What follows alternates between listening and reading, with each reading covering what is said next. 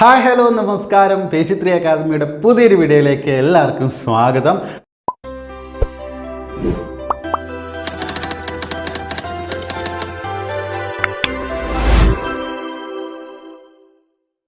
അപ്പോൾ നമ്മൾ ഇന്ന് ഇവിടെ കേട്ടിട്ടുണ്ട് കാറ്റഗറി 2 സോഷ്യൽ സയൻസിൻ്റെ 2017 ഓഗസ്റ്റിൽ നടന്നിട്ടുള്ള ഒരു ക്വസ്റ്റ്യൻ പേപ്പർ ഉണ്ടായിരുന്നു. അതിനകത്തു നിന്നുള്ള ക്വസ്റ്റ്യൻസും അത് റിലേറ്റ് ചെയ്തിട്ടുള്ള അതിൻ്റെ എക്സ്പ്ലനേഷൻസും ആണ് നമ്മൾ ഇന്ന് ഈ വീഡിയോയിൽ ചെയ്യാനായിട്ട് പോകുന്നത്. അപ്പോൾ എല്ലാവരും എന്ത് ചെയ്യുക, കൃത്യമായിട്ട് കാണുക.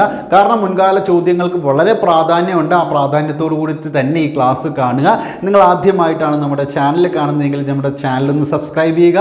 ഒപ്പം തന്നെ തൊട്ടടുത്ത് കാണുന്ന ബെല്ലൈക്കൺ കൂടെ എനേബിൾ ചെയ്യുകയാണെങ്കിൽ നമ്മൾ കേട്ട റിലേറ്റഡ് LPUP റിലേറ്റഡ് വീഡിയോകൾക്ക് ചെയ്യുന്നതെല്ലാം തന്നെ നിങ്ങൾക്ക് എന്ത് ചെയ്യുന്നു, നോട്ടിഫിക്കേഷനായിട്ട് ലഭിക്കുന്നതായിരിക്കും. അപ്പോൾ എല്ലാവരും ക്ലാസ് അവസാനം വരെ കാണുക, സപ്പോർട്ട് ചെയ്യുക. ഈ വീഡിയോ ഇഷ്ടപ്പെടുകയാണെങ്കിൽ വീഡിയോയ്ക്ക് താഴെ കാണുന്ന ഒരു ലൈക്ക് ബട്ടൺ ഉണ്ട്, അത് ക്ലിക്ക് ചെയ്ത് വീഡിയോ ഒന്ന് ലൈക്ക് ചെയ്യുക. അപ്പോൾ നമുക്ക് നേരെ ക്ലാസ്സിലേക്ക് പോവാം. അതുപോലെ തന്നെ വളരെ പ്രധാനപ്പെട്ട മറ്റൊരു കാര്യം, ഈ ജൂലൈ 29 നമ്മുടെ പുതിയ കേട്ടറ്റിൻ്റെ കാറ്റഗറി 1, 2, 3 എന്നിവയ്ക്കുള്ള ബാച്ച് ആരംഭിക്കുന്നത്. അപ്പോൾ ആ ബാച്ചിൽ ജോയിൻ ചെയ്യാൻ താല്പര്യമുള്ളവർ ചുവടെ കാണുന്ന 9747886626 എന്ന് പറയുന്ന ഫോൺ നമ്പറിലേക്ക് കോൾ ചെയ്യുക. കോഴ്സിനെ കുറിച്ചുള്ള കൂടുതൽ ഡീറ്റെയിൽസ് അറിയാനായിട്ട് ആ നമ്പറിൽ കോൺടാക്ട് ചെയ്യാൻ മതി. അതുപോലെ തന്നെ കേട്ടറ്റ് റിലേറ്റഡ് ആയിട്ടുള്ള നിങ്ങൾക്ക് എന്ത് സംശയം ഉണ്ടെങ്കിലും തീർച്ചയായിട്ടും പേജ് 3 അക്കാദമിയെ കോൺടാക്ട് ചെയ്യാവുന്നതാണ്. ഓക്കെ, നോക്കുക. ഇവിടെ ആദ്യം അതെന്നുള്ളൊരു ചോദ്യമാണ്, ചുവടെ ചേർത്തിട്ടുള്ള നദികളിൽ കൂട്ടത്തിൽ ചേരാത്തതേത്? ആ ക്വസ്റ്റ്യൻ പേപ്പറിലുണ്ടായ ചോദ്യമാണ്. ചുവടെ ചേർത്തിട്ടുള്ള നദികളിൽ കൂട്ടത്തിൽ ചേരാത്തതേത്? കബനി, പെരിയാർ, ഭവാനി, പാമ്പാർ. കേരളത്തിലെ നദികൾ എന്ന് പറയുന്ന ആ ഒരു ടോപ്പിക്ക് വളരെ ഇമ്പോർട്ടൻ്റ് ഉണ്ട്. അപ്പം നിങ്ങൾ ആ ഒരു മേഖലയിൽ നിന്നുള്ള ഒരു ക്വസ്റ്റ്യനാണ്, കേരളവുമായി റിലേറ്റ് ചെയ്ത് കേരള ജോഗ്രഫിയുമായി ബന്ധപ്പെട്ടുള്ള ഒരു ക്വസ്റ്റ്യനാണിത്. ഓക്കെ, അപ്പോൾ ഇതിലെ ഏതായിരിക്കും ഉത്തരം? കബനിയാണോ, പെരിയാറാണോ, ഭവാനിയാണോ, അല്ലെങ്കിൽ പാമ്പാറാണോ? നമുക്കറിയാം അല്ലേ, കാരണം കേരളത്തിൽ നിന്നുള്ള വളരെ ബേസ് ആയിട്ടുള്ള ഒരു ഫാക്റ്റാണ് ഇവിടെ ചോദിച്ചിട്ടുള്ളത്. പഠിച്ചു വരുന്നവരെ സംബന്ധിച്ചിടത്തോളാണെങ്കിലും നോക്കുക, ഇവിടെ ഇതിന് ഉത്തരം എന്ന് പറയുന്നത് പെരിയാറാണ്. ഓക്കെ, പെരിയാറാണ് ഇതിൻ്റെ ഉത്തരം. കാരണം എന്താണെന്ന് വെച്ച് കഴിഞ്ഞാൽ അതിൻ്റെ കാരണം എന്ന് പറയുന്നത് ഈ കബനി ആയിക്കോട്ടെ, ഭവാനി ആയിക്കോട്ടെ, പാമ്പാർ ആയിക്കോട്ടെ, ഈ ഒരു നദികൾക്കൊരു പ്രത്യേകതയുണ്ട്. ഇത് കിഴക്കോട്ടൊഴുകുന്ന നദികളാണ്. ഓക്കെ, അപ്പോൾ ഈ പെരിയാറാണ് ഇവിടെ ഉത്തരം വരുന്നത്. നമുക്ക് നോക്കാം, ഇത് റിലേറ്റ് ചെയ്തിട്ട് നമ്മൾ ഫാക്റ്റിലേക്ക് കിടക്കുകയാണെന്നുണ്ടെങ്കിൽ ബാക്കി മൂന്നും കിഴക്കോട്ടൊഴുകുന്ന നദികളാണ്. ഓക്കെ, ബാക്കി മൂന്ന് എങ്ങോട്ടേക്കാണ് ഒഴുകുന്നത്? കിഴക്കോട്ടേക്ക് ഒഴുകുന്ന നദികളാണ് മൂന്നെണ്ണം. നമുക്കറിയാം കേരളത്തിൽ 44 നദികളാണുള്ളത്. ആ 44 നദികളിൽ 3 നദികൾ കിഴക്കോട്ടൊഴുകുന്നു. ആ 3 നദികളാണ് നമുക്ക് ക്വസ്റ്റ്യനിലുണ്ടായിരുന്ന കബനി, ഭവാനി, പാമ്പാർ. ഓക്കെ, അപ്പോൾ അതിലെ പെരിയാർ എന്ന് പറയുന്നതാണ് കേരളത്തിലെ ഏറ്റവും വലിയ നദി. അതിലേക്ക് നമുക്ക് വരാം. ഇവിടെ കബനി, ഭവാനി, പാമ്പാർ. കബനി ഏത് ജില്ലയിലൂടെയാണ് ഒഴുകുന്നതെന്ന് ചോദിച്ചു കഴിഞ്ഞാൽ വയനാട് ജില്ലയിലൂടെയാണ്. വളരെ ഇമ്പോർട്ടൻ്റ് ആയിട്ടുള്ള കാര്യമാണ്. ഇതേതാണ്? കബനി എന്ന് പറയുന്നത് വയനാട് ജില്ലയിലൂടെയും ഭവാനി എന്ന് പറയുന്നത് പാലക്കാട് ജില്ലയിലൂടെയും പാമ്പാർ ഇടുക്കി ജില്ലയിലൂടെയുമാണ് ഒഴുകുന്നത്. ആ ജില്ലകൾ വളരെ ഇമ്പോർട്ടൻ്റ് ആണ്, ഇവിടെ നിന്ന് തന്നെ പഠിച്ചു പോവുക. ഏതാണ്? കിഴക്കോട്ടൊഴുകുന്ന 3 നദികൾ കബനി, ഭവാനി, പാമ്പാർ. അതിലെ കബനി വയനാട് ജില്ലയിലൂടെയും ഭവാനി പാലക്കാട് ജില്ലയിലൂടെയും പാമ്പാർ ഇടുക്കി ജില്ലയിലൂടെയുമാണ് ഒഴുകുന്നത്. ഇനി ഇത് റിലേറ്റ് ചെയ്തിട്ടല്ലേ ഈ നദികളിൽ ഇപ്പോൾ പറഞ്ഞിട്ടുള്ള ആ ക്വസ്റ്റിനെ ബേസ് ചെയ്തുകൊണ്ട് നമുക്ക് കുറച്ചധികം ഫാക്റ്റുകൾ നോക്കാം. ഓക്കെ, അതിൽ ആദ്യത്തെ നമ്മൾ നദികളെക്കുറിച്ച് ബേസ് ആയിട്ട് കുറച്ച് കാര്യങ്ങൾ നോക്കാമെന്നുണ്ടെങ്കിൽ, ഞാൻ പറഞ്ഞു കേരളത്തിൽ 44 നദികളാണ് ഉള്ളത് എന്ന് പറഞ്ഞു അല്ലേ. നോക്കുക, 15 കിലോമീറ്ററിൽ കൂടുതൽ ഒഴുകുന്ന പുഴകളെയാണ് നദികൾ. ഓക്കെ, അതായത് 15 കിലോമീറ്ററിൽ കൂടുതൽ ദൂരം എന്തിനു വേണം? ആ പുഴയ്ക്കുണ്ടെങ്കിലാണ് അതിനെ നദിയായിട്ട് പരിഗണിക്കുക. ഓക്കെ, 15 കിലോമീറ്ററിൽ കൂടുതൽ ഒഴുകുന്ന പുഴകളെയാണ് നദികൾ എന്ന് പറയുന്നത്. എന്താണ് നദികൾ എന്ന് പറയുന്നത്? വളരെ ഇമ്പോർട്ടൻ്റ് ആയിട്ടൊരു കാര്യമാണ്. എന്താണ് ഈ ഒരു കാര്യം? 15 കിലോമീറ്ററിൽ കൂടുതൽ ഒഴുകുന്ന പുഴകളെയാണ് നദികൾ എന്ന് പറയുന്നത്. ഇനി കേരളത്തിൽ നദികളുടെ എണ്ണം എത്രയാണ്? കേരളത്തിൽ 44 നദികളാണുള്ളത്. കേരളത്തിൽ എത്ര നദികളുണ്ട്? 44 നദികളുണ്ട്. വളരെ ബേസ് ആയിട്ടുള്ളൊരു കാര്യമാണല്ലേ. പക്ഷേ ആ ബേസ് ആയിട്ടുള്ള കാര്യം ചിലപ്പോൾ നമ്മൾ വിട്ടുപോകും.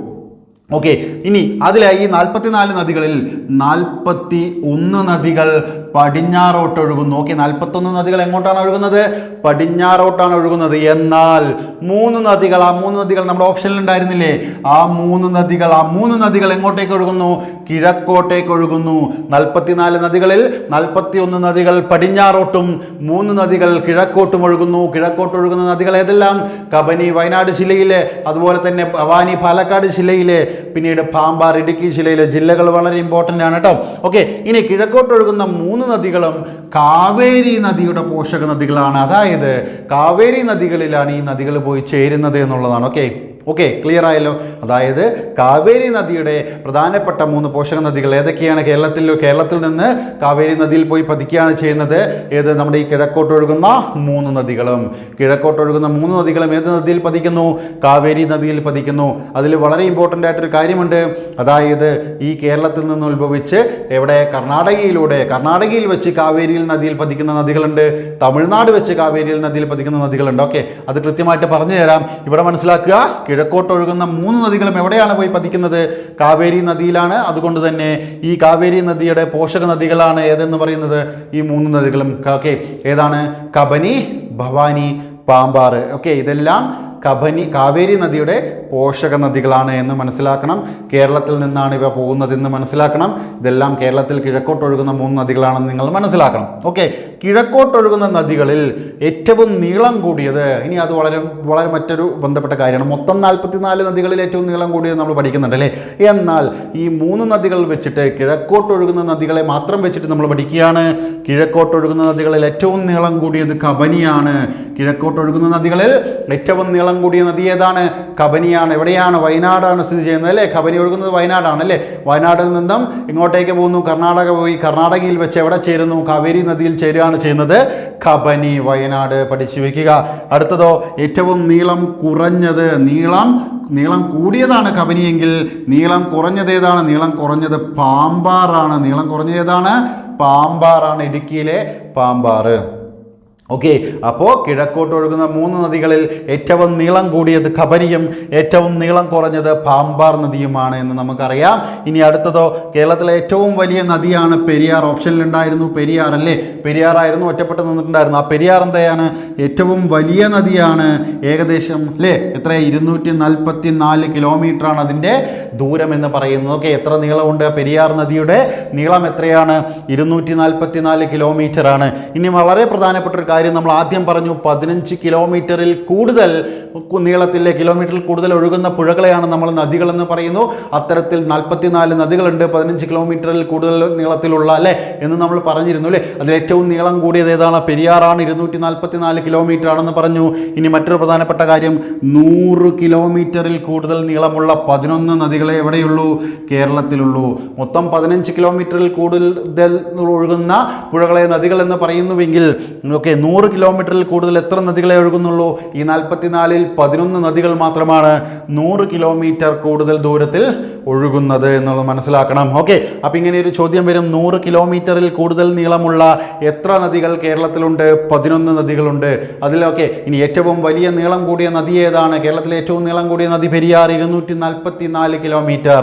ഇനി നമുക്ക് അത് റിലേറ്റ് ചെയ്തിട്ട് നോക്കുകയാണെന്നുണ്ടെങ്കിൽ നദികളെ വലുപ്പത്തിൻ്റെ അടിസ്ഥാനത്തിൽ നമുക്കൊന്ന് ക്രമീകരിക്കാം. അതിൽ ഏറ്റവും നീളം കൂടിയ നദി പെരിയാറാണ്. 244 കിലോമീറ്റർ അത് ഒഴുകുന്നു അല്ലേ? ഏറ്റവും 1-ാം സ്ഥാനത്ത് നിൽക്കുന്നത് ഏതാണ്? പെരിയാറാണ്. 244 കിലോമീറ്റർ എന്തൊഴുകുന്നുണ്ട്? പെരിയാർ ഒഴുകുന്നുണ്ട്. അടുത്ത് നോക്കൂ, 2-ാം സ്ഥാനത്ത് ഭാരതപ്പുഴയാണ്. 209 കിലോമീറ്റർ ആണ് ഒഴുകുന്നത്. 209 കിലോമീറ്റർ ആണ് ആരൊഴുകുന്നത്? ഭാരതപ്പുഴ ഒഴുകുന്നത് 209 കിലോമീറ്റർ. ഇനി പമ്പ നോക്കുക, പമ്പ 176 കിലോമീറ്റർ ആണ് പമ്പ ഒഴുകുന്നത്. ഓക്കെ, പമ്പ ഒഴുകുന്നത് എത്ര കിലോമീറ്റർ ആണ്? 176 കിലോമീറ്റർ ആണ്. അപ്പോൾ ആ ഒരു വലിപ്പത്തിൻ്റെ സ്ഥാനത്ത് നിങ്ങളൊരു 5 എണ്ണമെങ്കിലും നിങ്ങൾ കൃത്യമായിട്ട് പഠിച്ചു വെക്കുക, അതിൻ്റെ കിലോമീറ്ററും പഠിച്ചു വെക്കുക. ഓക്കെ, ഏറ്റവും നീളം കൂടിയ നദി പെരിയാറാണ്. 244 കിലോമീറ്റർ ഒഴുകുന്നു. 2-ാം സ്ഥാനത്ത് നിൽക്കുന്നത് ഭാരതപ്പുഴയാണ്. 209 കിലോമീറ്റർ ഒഴുകുന്നു. 3-ാം സ്ഥാനത്ത് നിൽക്കുന്നത് പമ്പയാണ്. 176 കിലോമീറ്റർ ഒഴുകുന്നു. 4-ാം സ്ഥാനത്ത് ചാലിയാറാണ്. 169 കിലോമീറ്റർ ചാലിയാർ. പിന്നീട് ചാലക്കുടി പുഴ അല്ലേ? ചാലക്കുടി പുഴ 5-ാം സ്ഥാനത്ത് 145.5 കിലോമീറ്റർ. മിനിമം ഈ ഒരു 5 എണ്ണമെങ്കിലും നിങ്ങൾ പഠിച്ചു വെക്കുക.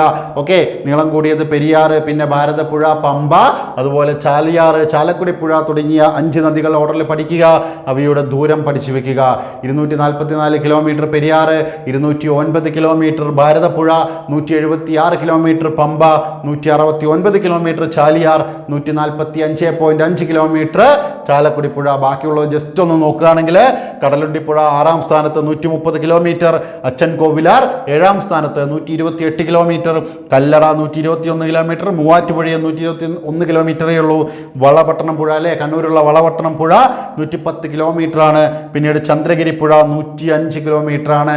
വളരെ ഇമ്പോർട്ടൻ്റ് ഇല്ലെങ്കിലും ആ ഒരു 11 നദികൾ ഏതൊക്കെയാണെന്നും അവയുടെ ദൂരവുമാണ് നമ്മൾ പറഞ്ഞത്.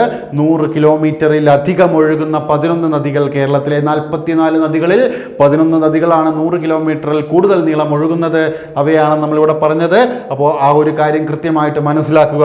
നോക്കുക, അടുത്തത് പെരിയാറുമായി റിലേറ്റ് ചെയ്ത് നമ്മൾ നോക്കുകയാണെങ്കിൽ പെരിയാർ എന്ന് പറയുകയാണെങ്കിൽ കേരളത്തിൻ്റെ ജീവരേഖ എന്നറിയപ്പെടുന്ന നദി. കേരളത്തിൻ്റെ ജീവരേഖ എന്നറിയപ്പെടുന്ന നദി ഏത് എന്ന് ചോദിച്ചാൽ നമുക്ക് പെരിയാർ എന്ന് പറയാം. കേരളത്തിൻ്റെ ജീവരേഖ എന്നറിയപ്പെടുന്ന നദി പെരിയാർ.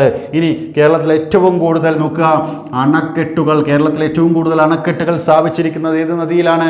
അതിനുത്തരവും പെരിയാർ തന്നെയാണ്. ഓക്കെ, നമ്മൾ കേരളത്തിലെ നദികൾ എന്ന് പറയുന്ന സെപ്പറേറ്റ് ടോപ്പിക്കിനകത്ത് നമുക്ക് എന്ത് ചെയ്യാം, പെരിയാറിനെ കുറിച്ച് കംപ്ലീറ്റ് ആയിട്ട് പഠിക്കാം. ഇവിടെ ജസ്റ്റ് പെരിയാറുമായി ബന്ധപ്പെട്ട ചോദ്യങ്ങൾ, പെരിയാറിന് ഉത്തരം വരുന്ന രീതിയിലുള്ള ചോദ്യങ്ങളാണ് നമ്മളിവിടെ പറയുന്നത്. കേരളത്തിൽ ഏറ്റവും കൂടുതൽ പോഷക നദികളുള്ള നദി, കേരളത്തിൽ ഏറ്റവും കൂടുതൽ പോഷക നദികളുള്ള നദി ഏതാണ്? അതും പെരിയാറാണ്. നോക്കുക, കേരളത്തിൻ്റെ ജീവരേഖ എന്നറിയപ്പെടുന്ന നദി, കേരളത്തിൽ ഏറ്റവും കൂടുതൽ അണക്കെട്ടുകൾ സ്ഥാപിച്ചിരിക്കുന്ന നദി, കേരളത്തിൽ ഏറ്റവും കൂടുതൽ പോഷക നദികളുള്ള നദി. ഇതെല്ലാം എന്താണ് ഉത്തരം? അത് പെരിയാറാണ് എന്ന് മനസ്സിലാക്കി വെക്കുക. ഇനി അടുത്ത് നോക്കുക, കബനിയുമായി ബന്ധപ്പെട്ടാണ് നമ്മൾ പഠിക്കുന്നത്. കബനി എന്താണ്?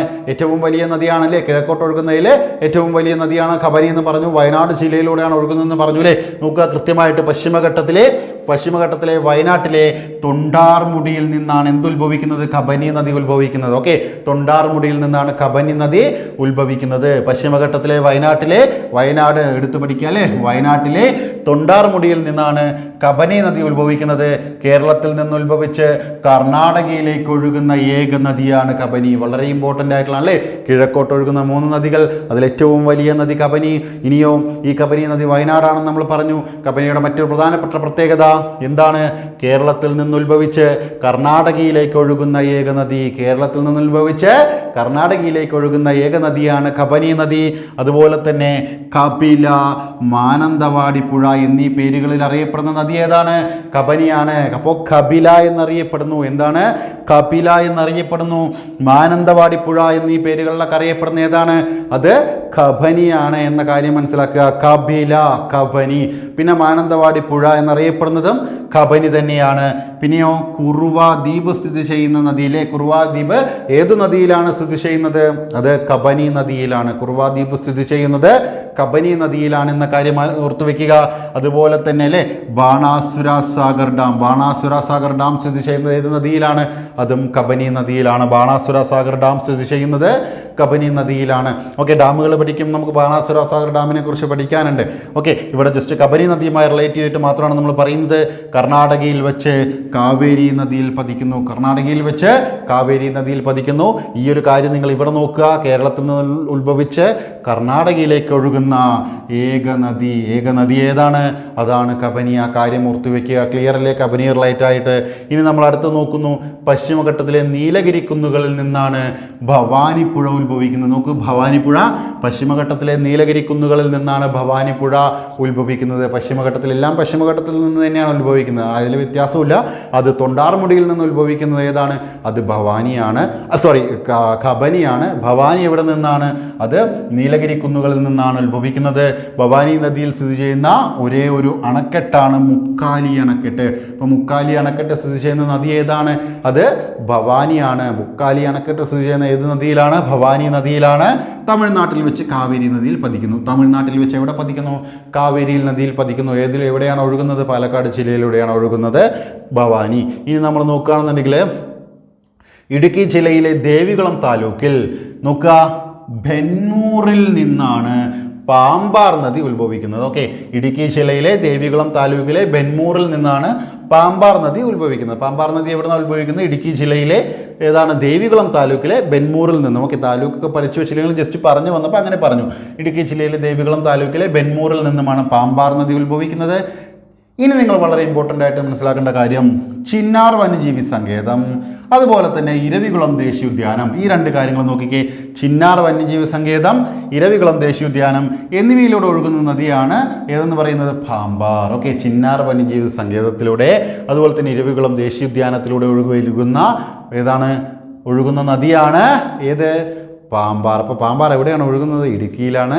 ഓക്കെ, ഏതിലൂടെയൊക്കെ നോക്കൂ, ചിന്നാർ വന്യജീവി സങ്കേതത്തിലൂടെ അത് ഒഴുകുന്നുണ്ട്, ഇരവികുളം ദേശീയോദ്യാനത്തിൽ ഒഴുകുന്നുണ്ട് അല്ലേ. അപ്പോൾ നമ്മളോട് ചോദിക്കുകയാണ്, ചുവടെ പറഞ്ഞിട്ടുള്ള നദികളിൽ ഇരവികുളം ദേശീയോദ്യാനത്തിലൂടെ ഒഴുകുന്ന നദി ഏതാണ്? നമുക്ക് എളുപ്പം പറയാം, പാമ്പാറാണ്. ഇനി ചിന്നാർ വന്യജീവി സങ്കേതത്തിലൂടെ ഒഴുകുന്ന നദി ഏതാണെന്ന് ചോദിച്ചാൽ നമുക്ക് പറയാം, പാമ്പാറാണ്.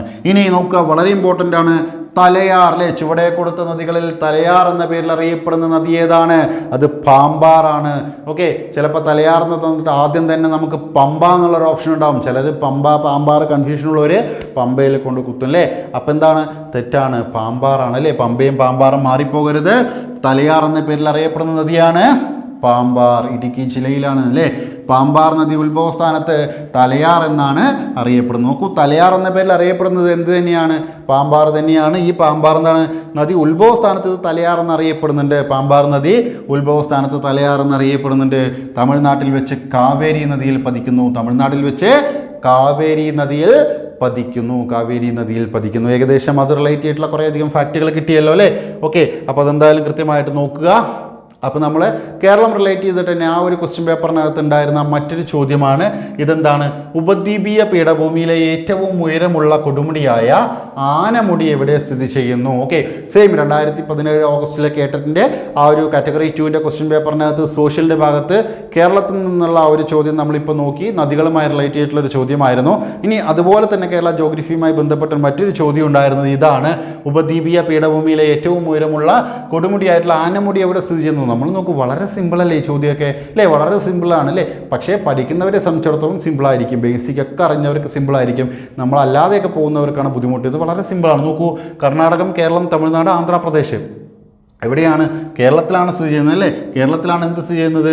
ആനമുടി സ്ഥിതി ചെയ്യുന്നത് കേരളത്തിലാണ്, നമുക്കറിയാം അല്ലേ. ഇനി ആനമുടി റിലേറ്റ് ചെയ്തിട്ടുള്ള കുറച്ച് കാര്യങ്ങൾ നോക്കുക. നിങ്ങൾക്കൊരു ചോദ്യം വരികയാണെങ്കിൽ കേരളത്തിലെ ഏറ്റവും ഉയരം കൂടിയ കൊടുമുടി എന്നൊരു ചോദ്യം ചോദിച്ചാൽ എന്ത് തന്നെയാണ്? ആനമുടി തന്നെയായിരിക്കണം നമ്മൾ ഒത്തിരി. കേരളത്തിലെ ഏറ്റവും ഉയരം കൂടിയ കൊടുമുടി ഏതാണ്? ആനമുടിയാണ്. ഇനി നോക്കുക, പശ്ചിമഘട്ടത്തിലെ ഏറ്റവും ഉയരം കൂടിയ കൊടുമുടി ചോദിച്ചാലും ഏത് തന്നെ നമുക്ക് പറയാനായിട്ട് പറ്റും? ആനമുടി പറയാനായിട്ട് പറ്റും. പശ്ചിമഘട്ടത്തിലെ ഏറ്റവും ഉയരം കൂടിയ കൊടുമുടിയാണ് ആനമുടി. ഇനി മറ്റൊരു ചോദ്യം, ദക്ഷിണേന്ത്യയിലെ ഏറ്റവും ഉയരം കൂടിയ കൊടുമുടി. ദക്ഷിണേന്ത്യയിലെ ഏറ്റവും ഉയരം കൂടിയ കൊടുമുടി ചോദിച്ചാൽ ഏത് പറയാൻ പറ്റും? ആനമുടി തന്നെ പറയാൻ പറ്റും. ഇനി അടുത്ത് നോക്കൂ, ഇന്ത്യൻ ഉപദ്വീപിലെ ഏറ്റവും ഉയരം കൂടിയ കൊടുമുടി എന്ന് ചോദിച്ചാലും എന്ത് പറയാൻ പറ്റും? ആനമുടി എന്ന് പറയാൻ പറ്റും. അപ്പോൾ ഇങ്ങനെ ഏത് രീതിയിൽ ചോദിച്ചാലും നമ്മുടെ ഉത്തരം എന്താണ്? ആനമുടിയായിരിക്കണം. ആനമുടിയാണ് എന്ന് നിങ്ങൾ എന്ത് ചെയ്യുക? ഒന്ന് മനസ്സിലാക്കി വെക്കുക.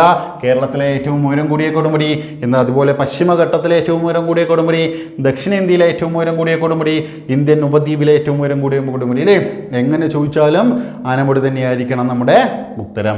ഇനി നോക്കുക, അതിൻ്റെ ആനമുടിയുടെ ഉയരം ചോദിക്കുകയാണെങ്കിൽ, അടിയിൽ ചോദിക്കുകയാണെന്നുണ്ടെങ്കിൽ എത്ര അടിയാണെന്ന് ചോദിക്കുകയാണെങ്കിൽ 8842 അല്ലെങ്കിൽ 8842 അടി എന്ന് പഠിച്ചു വെക്കുക. 8842 അടി.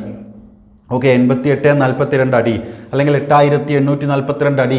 ഇനി മീറ്ററിലാണ് നമ്മൾ അറിയേണ്ടതെങ്കിൽ 2695 മീറ്റർ. 2695 മീറ്റർ അല്ലേ. 2.5 കിലോമീറ്ററിലധികം ഉയരമുണ്ട് എന്നുള്ളതാണ്. ഓക്കെ, അപ്പോൾ അതിൻ്റെ ഉയരം എന്ന് പറയുന്നത് 8842 അടി അല്ലെങ്കിൽ 2695 മീറ്റർ ആണ് എന്ന് മനസ്സിലാക്കി വെക്കുക. ആനമുടിയുടെ ഉയരം. ഇനി ജില്ലയാണ്, ഏത് ജില്ലയിൽ സ്ഥിതി ചെയ്യുന്നു? ഇടുക്കി ജില്ലയിൽ സ്ഥിതി ചെയ്യുന്നു. ഇനി നമ്മളോട് ചോദിക്കണം, ഏത് താലൂക്കിലാണ് ആനമുടി സ്ഥിതി ചെയ്യുന്നത്? ദേവികുളം താലൂക്കിലാണ് ചോദിച്ചിട്ടുണ്ട്. ഓക്കെ, അത് മനസ്സിലാക്കുക. ഇനി ഏതാണ് പഞ്ചായത്ത്? മൂന്നാർ പഞ്ചായത്തിലാണ് ആനമുടി സ്ഥിതി ചെയ്യുന്നത്. ഇനി അതുമല്ല നമ്മളോട് വില്ലേജ് ചോദിക്കുകയാണെങ്കിൽ കണ്ണൻ ദേവൻ ഹിൽസ്. ആ വില്ലേജ് ഏതാണ്? കണ്ണൻ ദേവൻ ഹിൽസ്. ജസ്റ്റ് മനസ്സിലാക്കി വെച്ചാൽ മതി. ജില്ല ഇടുക്കിയാണ്, നമുക്കറിയാം. Taluk ദേവികുളമാണ്, മാറിപ്പോകരുത്. Taluk Devikulam, panchayat Munnar, village Kannan Devan hills. Okay, ഇതൊക്കെ എന്താണെന്ന് ചോദിച്ചാൽ ആനമുടി സ്ഥിതി ചെയ്യുന്ന വില്ലേജ് ഏതെന്ന് ചോദിച്ചാൽ കണ്ണൻ ദേവൻ ഹിൽസ് എന്ന് പറയാൻ സാധിക്കും. പഞ്ചായത്ത് ഏത്? മൂന്നാർ. അതുപോലെ തന്നെ താലൂക്ക് ദേവികുളം, ജില്ല ഇടുക്കി. ഇനി നമുക്കൊരു ചെറിയൊരു കാര്യം കൂടെ നോക്കാം. നമുക്ക് എന്തായാലും ദക്ഷിണേന്ത്യയിലെ ഏറ്റവും ഉയരം കൂടിയ രണ്ടാമത്തെ കൊടുമുടി ഏത്? ദക്ഷിണേന്ത്യയിലെ ഉയരം കൂടിയ രണ്ടാമത്തെ കൊടുമുടി ഏതെന്ന് ചോദിച്ചാൽ അത് മീശപ്പുലിമലയാണ്. അതും ഇവിടെ തന്നെയാണ്, ഈ പശ്ചിമഘട്ടത്തിൽ തന്നെയാണ് സ്ഥിതി ചെയ്യുന്നത് കേട്ടോ. പശ്ചിമഘട്ടത്തിൽ തന്നെയാണ് ദക്ഷിണേന്ത്യയിലെ ഉയരം കൂടിയ രണ്ടാമത്തെ കൊടുമുടിയായിട്ടുള്ള മീശപ്പുലിമല സ്ഥിതി ചെയ്യുന്നത്. ഇവിടെ തന്നെയാണ്, പശ്ചിമഘട്ടത്തിൽ തന്നെയാണ്. അതിൻ്റെ ഉയരം എന്ന് പറയുന്നത് 8661, 8661 അടിയാണ്. ഓക്കെ, 8661 അടിയാണ്. അത് നമ്മൾ നോക്കുകയാണെങ്കിൽ 2640 മീറ്റർ. നമ്മൾ ആനമുടി 2695 മീറ്ററാണ് ഇവിടെ നോക്കിയില്ല, 2695 മീറ്ററാണ്, 2695 മീറ്ററാണ്. പക്ഷേ മീശപ്പുലിമല നോക്കൂ 2640 മീറ്റർ അല്ലേ, 40 മീറ്റർ, അത് 95 മീറ്റർ, ചെറിയ വ്യത്യാസമല്ലേ ഉള്ളൂ. ഓക്കെ, ഇപ്പോൾ ദക്ഷിണേന്ത്യയിലെ ഉയരം കൂടി രണ്ടാമത്തെ കൊടുമുടിയാണ് മീശപ്പുലിമല. അതിൻ്റെ ഉയരം 8661 അടി, അതല്ലെങ്കിൽ 2640 മീറ്റർ. എവിടെയാണ് ജില്ല? ഇടുക്കി ജില്ല തന്നെയാണ്, ഇടുക്കി ജില്ല തന്നെയാണ്. ജസ്റ്റ് ഇത്രയും കാര്യങ്ങൾ മനസ്സിലാക്കി വെച്ചാൽ മതി. ഓക്കെ, അപ്പോൾ നമ്മൾ ആ ഒരു 2017 ആ കേട്ടറ്റിൻ്റെ ചോദ്യപേപ്പറിൽ നിന്നും സോഷ്യലിൻ്റെ ചോദ്യപേപ്പറിൽ നിന്നും എടുത്തിട്ടുള്ള കേരളവുമായി ബേസ് ചെയ്തിട്ടുള്ള 2 ക്വസ്റ്റ്യനാണ് നമ്മളിവിടെ ഡിസ്കസ് ചെയ്തിട്ടുള്ളത്. ഓക്കെ, അപ്പോൾ ഇതിനകത്ത് നിങ്ങൾക്ക് ആ ഒരു കാര്യങ്ങളെക്കുറിച്ചിട്ട് ഒരു ധാരണ കിട്ടിയിട്ടുണ്ടാവും. ആദ്യമായിട്ട് കേട്ടിട്ട് എഴുതുന്നവരാണെങ്കിലും എന്തായാലും നിങ്ങൾക്ക് അതിനെ പറ്റിയിട്ടൊരു ധാരണ കിട്ടിയിട്ടുണ്ടാവും എന്ന് വിശ്വസിക്കുന്നു. അപ്പോൾ എന്തായാലും എന്ത് ചെയ്യുക, നമുക്ക് മറ്റൊരു ക്ലാസ്സിൽ കാണാം. Thank you.